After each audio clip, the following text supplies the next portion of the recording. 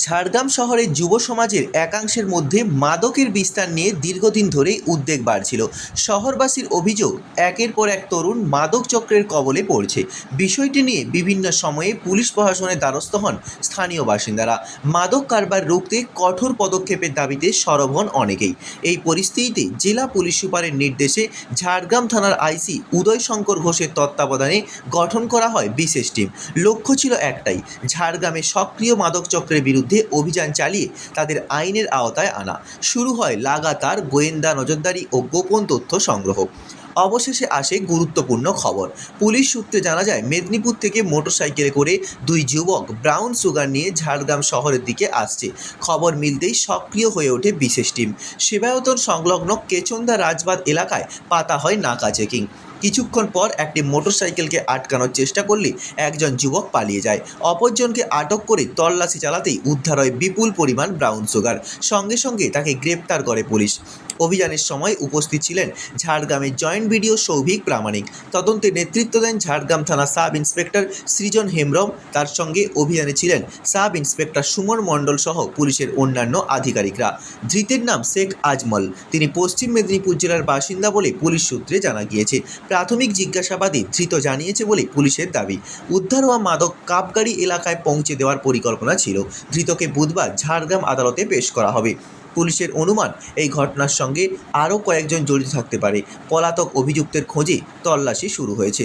পাশাপাশি ঝাড়গ্রাম শহরে সক্রিয় মাদক পাচার চক্রের গোড়ায় পৌঁছতে তদন্ত চালিয়ে যাচ্ছে ঝাড়গ্রাম থানার পুলিশ। ছিলেন আরেক গ্রাম। কি জন্য? এই একটা চিকাইটি দিয়েছিল, কে দিয়েছিল? একটা লোক হারিত পাঠিয়েছিল কোথার থেকে? এখান থেকে, আমাকে ফোন করেছিল এখান থেকে, কোন জায়গা থেকে? খড়গপুর থেকে এখানে দিয়ে আসছিল। তুমি খড়গপুর থেকে তোমার বাড়ি? না, আমার মেদিনীপুর। গিয়ে ওই পলিথিন দিয়ে কি বলেছে? মেদিনীপুর শিবাবাজার কাছে পড়ছি। কাছাই করতে হ্যাঁ। কতদিন ধরে এই কারবার সাথে না, এটা প্রথমবার, দুবার এটা দিয়ে। দুবার। এর আগে কোথায় নিয়ে গিয়েছিল?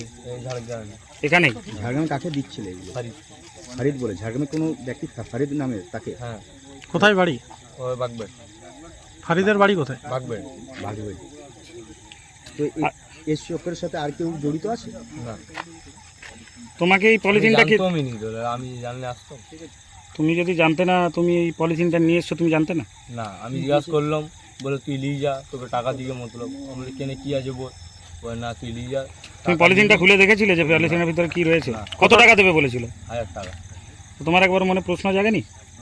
গাড়ি ভাড়া দিয়ে 1000 টাকা দিয়ে বলছিলাম, আমি যখন মায়ের শরীর খারাপ তখন দিয়ে দিই। আচ্ছা, কি নাম তোমার? শেখ মবিন। কি নাম? মবিন।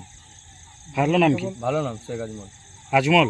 বিভিন্ন রকমের কাজ করছিল, তো এসআই সাহেব আমাকে ফোন করলেন, তো আমি জানতে পেরে, আমাকে উনি লোকেশন পাঠালেন, তো আমি জানতে পেরে এখানে আসলাম। তো এখানে এসে আমি দেখতে পারলাম যে একটা টেস্টের পরে যেরকম বেরোলো আর কি, যে হিরোইন জাতীয় বা ব্রাউন সুগার জাতীয় কোনো পাউডার, তো সেইটা তারপরে সিজার প্রসেসটা কমপ্লিট হলো, দিয়ে উনি অ্যারেস্ট করলেন।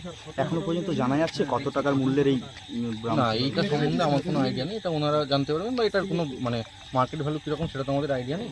এটা তো পুরোটাই বেআইনি, তো এটার মানে মার্কেট ভ্যালু সম্বন্ধে আমার কোনো আইডিয়া নেই। আপনি তো ঘটনাস্থলে আছেন, এইখানে দাঁড়িয়ে ওই আলোটা বা এই আলোটা একটু নামো। এখানে দাঁড়িয়ে করে আপনার কি মনে হচ্ছে যে এই ঘটনা, এই চক্রের সাথে কি আরও কেউ জড়িত হ্যাঁ, রয়েছে? এরকম নিশ্চয়ই জড়িত থাকতে পারে, সেগুলো এনারা খুব ভালো কাজ করছেন। আমাদের এরকম বিগত মানে 3-4 মাস ধরে এরকম ঘন ঘনই ধরা পড়ছে, তো আশা করছি আগামী কিছুদিনের মধ্যেই পুরো জিনিসটা সবার নজরে চলে আসছে। Bureau report, Bharat news 24 Bangla.